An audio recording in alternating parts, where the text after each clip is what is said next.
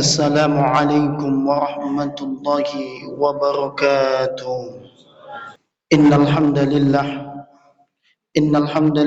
nasta'inu wa nastaghfiruh wa na'udzu billahi min shururi anfusina wa min sayyiati a'malina may yahdihillahu fala mudilla lahu wa may yudlil fala hadiya lahu asyhadu an la ilaha illallah wa asyhadu anna Muhammadan abduhu wa rasuluh alladzi la nabiyya ba'da. Allahumma shalli ala sayyidina Muhammad wa ala alihi sayyidina Muhammad. Ya ayyuhan nas ittaqullaha haqqa tuqatih wa la tamutunna illa wa antum muslimun.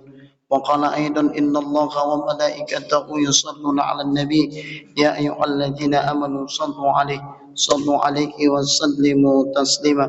Wa qala aidan rabbi shrah li sadri wa yassir li amri wahlul 'uqdatam min lisani yafqahu qawli. Qalu subhanaka la ilma lana illa ma 'allamtana innaka antal alimul hakim. La ilaha illa anta subhanaka inna kunna minadh dhalimin. Shadaqallahul azim. Bersyukur kepada Allah dengan ucapan alhamdulillah, dengan nikmat dan karunia-Nya Allah masih lapangkan hati kita, Allah masih tenangkan hati kita, Allah masih bahagiakan hati kita. Yang lebih utamanya Allah masih tanamkan yang namanya Islam itu di dalam hati kita. Kenapa seperti itu, Ustaz? Karena Rasulullah sallallahu alaihi wasallam beliau tak pernah lupa untuk mendoakan hatinya. Supaya apa? Supaya janganlah datang kiranya sifat dengki, sifat iri, sifat amarah datang kepada orang lain. Kalau ada itu di antara hati kita, berarti hati kita perlu didoakan. Apa doanya? Ya muqallibal qulub, tsabbit qulubana ala dinik wa ta'atik. Allah yang punya kuasa yang membolak-balikkan yang ada di dalam dada manusia. Maka berdoalah engkau kepada Allah supaya hatimu itu dijaga Allah, ditenangkan Allah, dilapangkan Allah. Insyaallah yang salat di Masjid Darul Aman ini senantiasa Allah jaga dan mendapatkan la'allakum tuflihun, beruntung dunianya dan akhiratnya. Amin ya rabbal alamin. Berselawat kepada Rasulullah dengan ucapan Allahumma shalli ala sayyidina Muhammad wa ala alihi sayyidina Muhammad. Mudah-mudahan ucapan salawat yang kita bacakan insyaallah dicatat oleh malaikat, kemudian disampaikan kepada Allah dan Rasulullah bahwasanya kita yang salat Jumat ini adalah manusia-manusia pilihan yang nanti akan mendapat syafaatul ujma, syafaat dari Muhammad sallallahu alaihi wasallam. Amin ya rabbal alamin. Untuk melengkapi daripada rukun khutbah kita yang singkat, saya mengajak kepada diri saya yang lemah ini, mengajak kepada kita semua untuk ittaqullah, takutlah kepada Allah. Bagaimana takut kepada Allah? Melaksanakan apa saja yang diperintahkan oleh Allah serta menjauhi apa saja yang dilarang oleh Allah. Mudah-mudahan takwa itu bersarang di dalam dada kita. Amin ya rabbal alamin.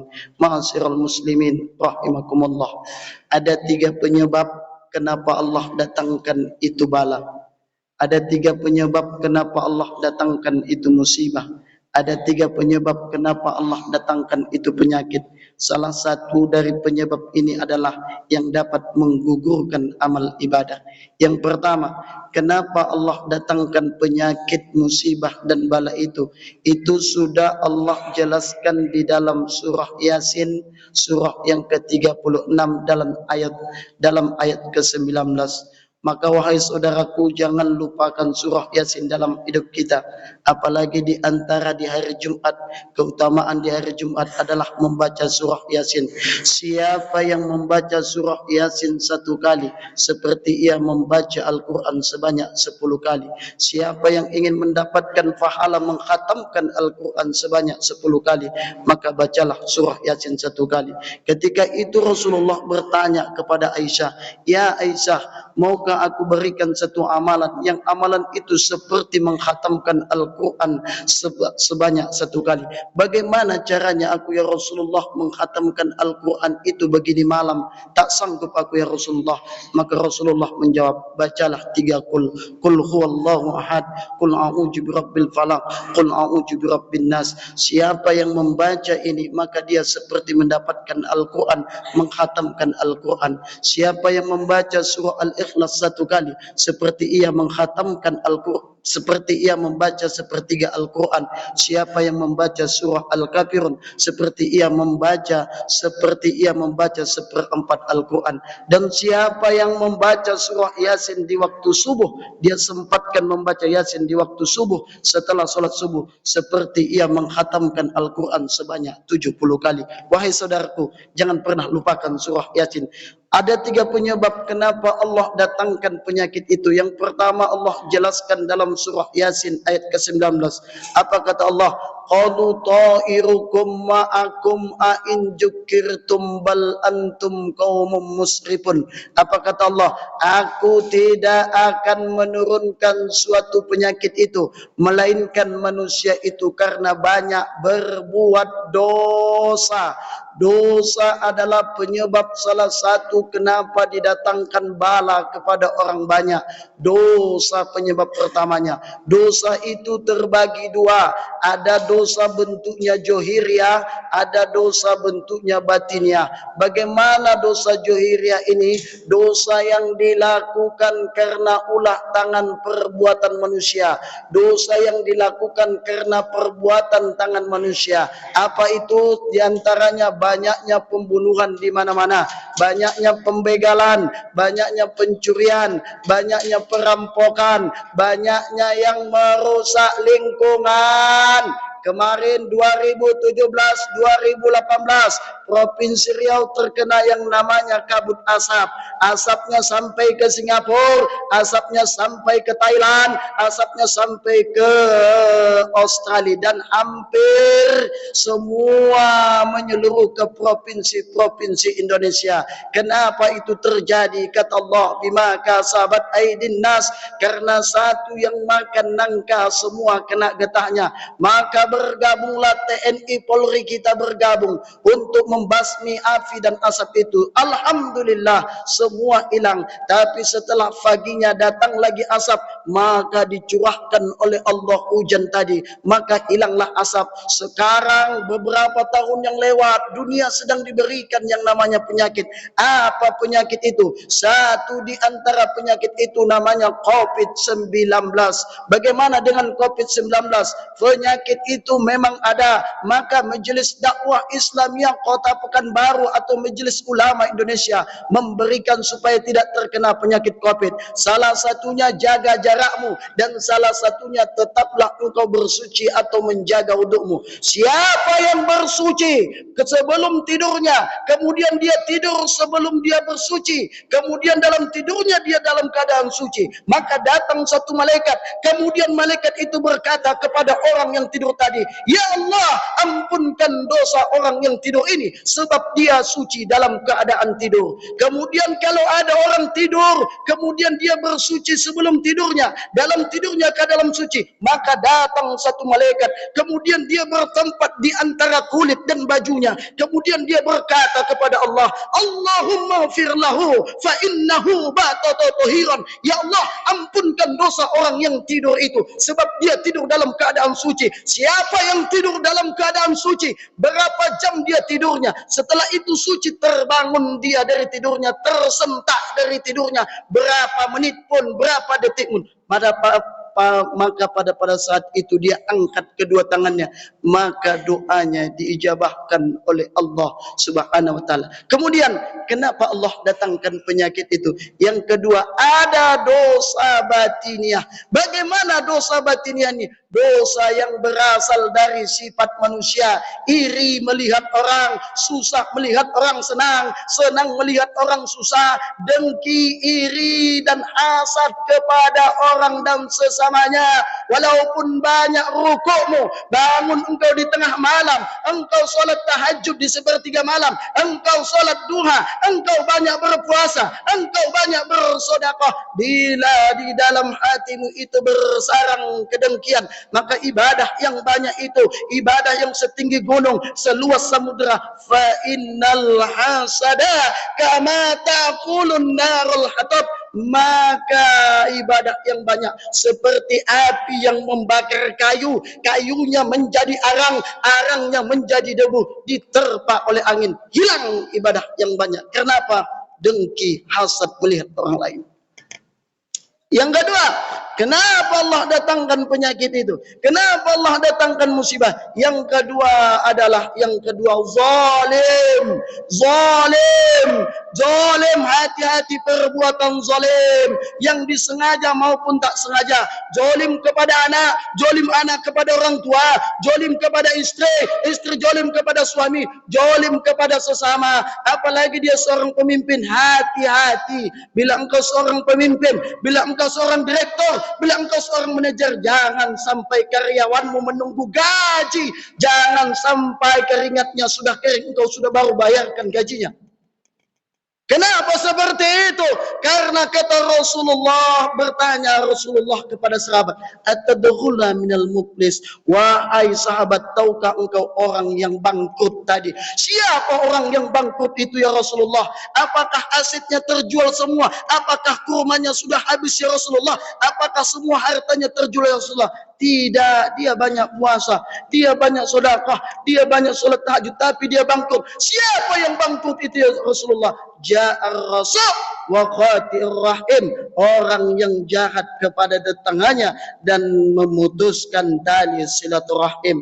Inilah yang menggugurkan amal ibadah seseorang. Yang ketiga, yang terakhir, kenapa Allah datangkan penyakit itu? Yang ketiga adalah kedurhakaan anak kepada orang tua.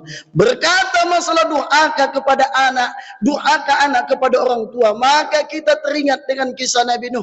Yang durhaka kepada Nabi Nuh itu ada 3 orang. Yang pertama, yang 2 dekat dengannya, yang 1 yang jauh dengannya. Yang pertama yang dekat kepadanya adalah anaknya, yang kemudian istrinya, yang ketiga kaumnya. Ketika itu datanglah Nabi Nuh mengajak anaknya, ya bunayya, wahai anakku, irkam ma'ana, naiklah ke atas perahuku ini akan datang banjir bandang yang hendak menenggelamkan semua dataran yang ada. Irkam mana? Apa jawabkan anaknya Nabi Nuh? Sa'awi ila jabalin i'asimuni minal mal, saya tak mau naik ke perahumu, ke sampanmu hai ayahku, karena gunung itu sa'awi ila jabalin, karena gunung itu lebih tinggi dari banjir bandang. Ketika itu Allah mendengar bagaimana durhakanya anaknya kepada Nabi Nuh, sehingga Allah tinggikan lagi banjir bandang. Apa yang terjadi? Hanyut anaknya, tenggelam anaknya, disaksikan oleh mata kedua Nabi Nuh. Kemudian dia merasa menangis dan merasa iba. Kemudian dia angkat kedua tangannya karena dia menganggap dia sebagai Nabi. Ya Rabbi, ya Rabbi, ya Rabbi, inna bini, dia anakku ya Allah, tolong selamatkan dari banjir bandang ini. Apa kata Allah? Walaupun dia anakmu, walaupun ia darah dagingmu, kalau ia durhaka kepadamu, ia tetap juga durhaka kepadaku. 3 yang menghapuskan amal seseorang. Yang pertama, syirik kepada Allah. Yang kedua, seorang yang soleh, seorang yang alim mempermainkan orang yang dungu. Yang ketiga, durhaka kepada orang tua. Banyak pun sujudmu, jikalau ada kedurhakaan kepada orang tua, maka semua akan terhapus. Fattabi'u ya ulil absar la'allakum turhamun.